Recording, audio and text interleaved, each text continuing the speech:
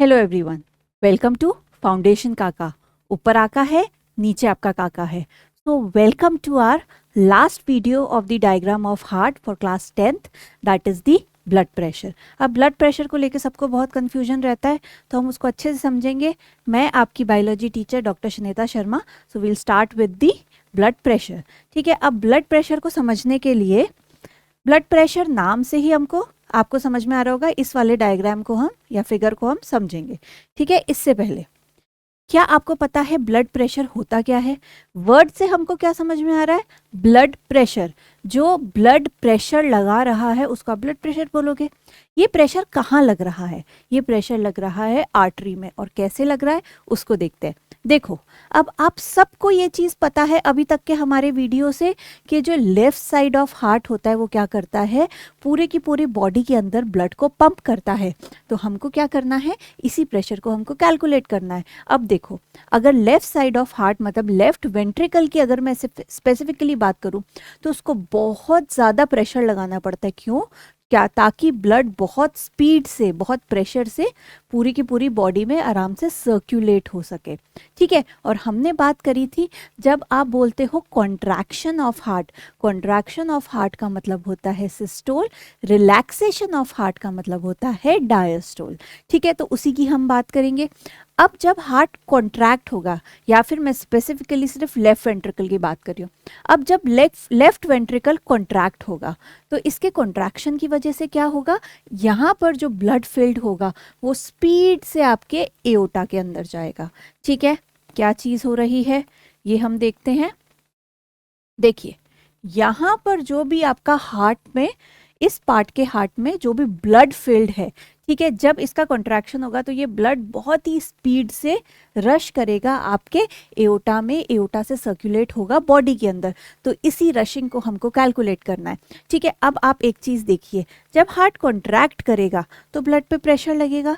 एक बार semi lunar valve open हो गया तो भाई ब्लड तो उसके अंदर फ्लो करना स्टार्ट कर देगा। तो फर्स्ट प्रेशर कब लगा? जब हार्ट आपका कॉन्ट्रैक्टेड है। ठीक है, अब जब हार्ट रिलैक्स हो गया, स्टिल एक प्रेशर से तो ब्लड फ्लो करेगा ही करेगा ना।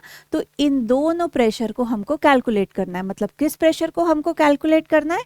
We have to calculate first pressure exerted at the time of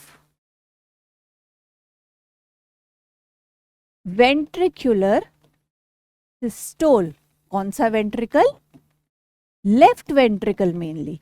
ठीक है, इसको हमको कैलकुलेट करना है। सेकंड हमको कैलकुलेट क्या करना है कि pressure which remains in the blood when the ventricle relax, that is the left ventricle। अब जो हमने फर्स्ट चीज बोली इसको आप बोलते हो सिस्टोल। ठीक है, एंड इसको आप बोलते हो डायस्टोल। ठीक है, अब जब कॉन्ट्रैक्ट करेगा ऑब्वियसली प्रेशर ज़्यादा लगेगा, मतलब सिस्टोल जो होगा वो ज़्यादा होगा एज कंपेयर टू डायस्टोल। ठीक है, वही चीज़ हमको देखनी है। अब देखो, प्रेशर तो लग रहा है एओर्टा में, पर आप मेजर कहाँ से कर रहे हो? हाथ में से, ये आपको सबको पता होगा। ठीक है, तो this is known as indirect calculation of the blood pressure. और इसके लिए यूज होता है एक स्पेशल इंस्ट्रूमेंट जिसको आप बोलते हो स्फिग्नोमैनोमीटर। ठीक है, क्या बोला मैंने? एक स्पेशल इंस्ट्रूमेंट जिसको आप बोलते हो स्फिग्नोमैनोमीटर। ठीक है, आपने सबने स्फिग्नोमैनोमीटर देखा ही होगा। ठीक है, डॉक्टर्स के पास जो ब्लड प्रेशर का इंस्ट्रूमेंट होता है, एक स्केल ऐसे खड़ा होता है, एक फ्लैट बेस होता है। ठीक है, देन एक मैनुअल पंप होता है, जैसा आप साइकिल में हवा भरते हो वो फुट से भरते हो, यहाँ पर हैंड से होता है जिसको आप प्रेस करके भरते हो, कुछ इस तरीके से। ठीक है, इसके अलावा एक कफ होता है जिसको आप हैंड के ऊपर बांध लेते हो। ठीक है, जनरली हम क्या करते हैं, लेफ्ट हैंड से आपका प्रेशर लेते हैं because it is closest to the left side of the heart. ठीक है, यहाँ पर भी मैं आपको बता रही हूँ बच्चों, ये वाला जो आपका एरिया है, अब जब यहाँ पर फील करोगे तो यहाँ पर आपको पल्स फील होगी। ठीक है, यहाँ पर होती है ब्रेकियल आर्टरी। क्या बोला मैंने? यहाँ पर होती है एक आर्टरी, ब्रेकियल आर्टरी, जिसको आप यूज करते हो for the indirect measurement of the blood pressure. ठीक है, अब देखते हैं ये इनडायरेक्ट मेजरमेंट एक्चुअली में होता कैसे है। देखो क्या होता है कि आप क्या करोगे, एक कफ यहाँ पर बांधोगे, देन आपने क्या किया, ये मैनुअल पंप यूज करके आपने क्या किया, इसके अंदर एयर फिल करी। जैसे ही इस कफ के अंदर एयर फिल हुई, इसने क्या किया, ये जो आर्टरी है यहाँ पर उसको प्रेशर लगाया। जैसे ही प्रेशर लगाया, यहाँ पर ब्लड फ्लो बंद हो गया। ठीक है, अब हमको क्या करना है कि धीरे धीरे यहाँ पर होता है बच्चों एक नॉब, देखिए यहाँ पर दे रखा है एक नॉब। इस नॉब को आप जब धीरे धीरे आप ओपन करते हो तो इस कफ में जो एयर फिल्ड होती है वो रिलीज होनी स्टार्ट होती है। इसके साथ में आपको एक चीज और करनी है, स्टेथोस्कोप लेकर के यहाँ प्लेस करना है। ठीक है, अब आप जब धीरे धीरे एयर को रिलीज करोगे तो क्या होगा, ये जो ब्लॉक्ड आर्टरी है ये ओपन हो जाएगी। जैसे ये ब्लॉक्ड आर्टरी ओपन होगी, ब्लड जो है बहुत स्पीड से रश करेगा। जैसे ही ब्लड यहाँ से रश करेगा, आपको इमिजिएटली अपने स्टेथोस्कोप से ईयर के अंदर जो हार्ट बीट होती है, दैट इज लब एंड डब, उसकी साउंड आनी स्टार्ट हो जाएगी। वो जहां आनी स्टार्ट होगी, that is the first point, that is the systolic pressure which you will see. ठीक है, अब क्या होगा, एक बार ब्लड फ्लो कंटिन्यू हो जाएगा तो क्या होगा, ये हार्ट बीट धीरे धीरे धीरे धीरे आनी बंद हो जाएगी। The point where the heart beat stops, it actually doesn't stops, you can't hear it, right. तो that is the point which is the diastolic blood pressure. ठीक है, तो आपने क्या किया कि एओर्टा के अंदर जो वेंट्रिकुलर सिस्टोल या वेंट्रिकुलर कॉन्ट्रैक्शन जो प्रेशर लगा रहा था, उसको आपने रीड किया indirectly with the help of a instrument known as sphygmomanometer. ठीक है, इसके अंदर आप क्या करोगे, वेंट्रिकुलर कॉन्ट्रैक्शन, वेंट्रिकुलर डायलेशन, दोनों डायस्टोल दोनों को आप स्टडी करोगे। ठीक है, जो वेंट्रिकुलर कॉन्ट्रैक्शन होगा that is the greater pressure, this is equals to 120 mm of Hg। बच्चों मैंने यहाँ पर एक यूनिट बोली है 120 mm ऑफ Hg। ठीक है, मैं यहां लिख देती हूँ 120 mm ऑफ Hg। ठीक है, अब आपने मर्करी ही क्यों यूज किया, देखिए मर्करी जो प्रेशर अपने ऊपर लेता है, या फिर आप बोलते हो the pressure which is exerted on the mercury is almost equal to the pressure which is exerted on the blood. तो जो रेफरेंस पॉइंट है वो हमारे लिए बहुत आइडियल हो जाता है, इसलिए हम मर्करी एज अ मेटल लेते हैं। ठीक है, देन आपको पता है mercury is liquid at room temperature. ठीक है, तो आई होप आपको ब्लड प्रेशर समझ में आ गया होगा, बहुत सिंपल है। अब पढ़ते हैं कि अगर ब्लड प्रेशर से नॉर्मल ज़्यादा हो जाए तो क्या बोलते हैं, एंड नॉर्मल से अगर कम हो जाए तो क्या बोलते हैं। यहाँ पर वैल्यू लिखी हुई है, क्या है, दो ब्लड प्रेशर हो गए, कौन कौन से, systolic blood pressure which is 120 mm of Hg and diastolic blood pressure which is 80 mm of Hg। अब आपको हार्ट साउंड सुनाई देती है which is लब एंड डब।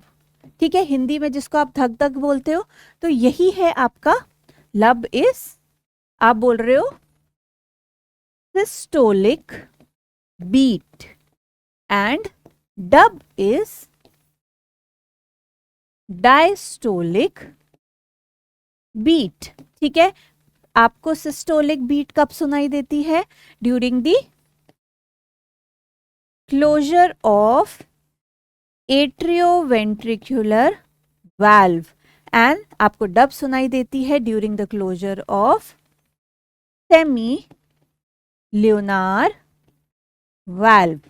ठीक है, ये समझ में आ गया। Now we'll move on to the abnormality of blood pressure. ठीक है, नॉर्मल ब्लड प्रेशर क्या होता है ये हम डिस्कस कर चुके हैं। नॉर्मल होता है 120/80 mm Hg। ठीक है, अब अगर ये डिस्टर्ब हो जाए तो क्या होता है, मतलब दो कंडीशन हो सकती है, या तो 120/80 से कम जा सकता है, या आप बोल रहे हो डिक्रीज हो सकता है, या फिर इंक्रीज हो सकता है। अगर डिक्रीज होता है तो इसको बोलते हो आप हाइपोटेंशन।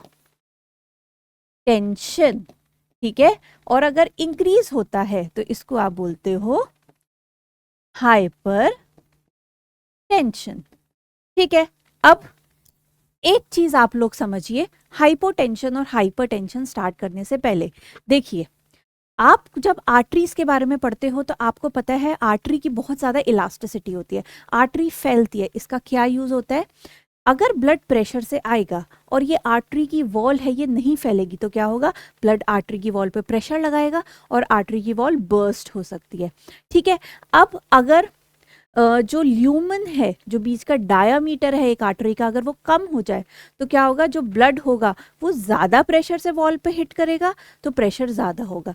वहीं अगर जो ल्यूमन है वो एकदम ढीला होके बड़ा हो जाए तो इस केस में क्या होगा, जो ब्लड होगा वो जो प्रेशर लगाएगा वो कम होगा as compare to the normal. तो मैंने यहाँ पर आपको बता दिया, हाइपोटेंशन मतलब ब्लड प्रेशर नॉर्मल रेंज से बिलो है, हाइपरटेंशन मतलब ब्लड प्रेशर नॉर्मल रेंज से ज़्यादा है। नॉर्मल रेंज से ज़्यादा कब हो सकता है, थोड़ा सा दिमाग लगाओ, अभी मैंने क्या बोला, ल्यूमन छोटा हो जाए। ल्यूमन छोटा कब हो सकता है, जब आपकी आर्टरी के अंदर फैट डिपोजिशन हो जाता है, उस केस के अंदर ये जो ल्यूमन है ये छोटा हो जाता है तो आपका ब्लड प्रेशर बढ़ सकता है। हम और कोई फैक्टर की बात नहीं कर रहे, हम सिर्फ आर्टरी रिलेटेड फैक्टर की बात कर रहे हैं। ठीक है, नेक्स्ट, हाइपोटेंशन कब हो सकता है, जब आपकी इलास्टिसिटी आर्टरी की लूज हो जाए। ठीक है, तो आप बोल रहे हो जो मसल्स है उसकी इलास्टिसिटी जब लूज हो जाती है, तो लूज कब हो सकती है, किसी डिजीज की वजह से नहीं होगी, दिस इज एज रिलेटेड। हर एक सेल की एक उम्र होती है, तो जैसे जैसे आपकी एज बढ़ती है तो जो इलास्टिसिटी है आपके आर्टरी की वो लूज होती जाती है। ठीक है, तो हम बोलेंगे this is physiological, this is not age related, sorry, this is not disease related, this is age related। ठीक है, age related।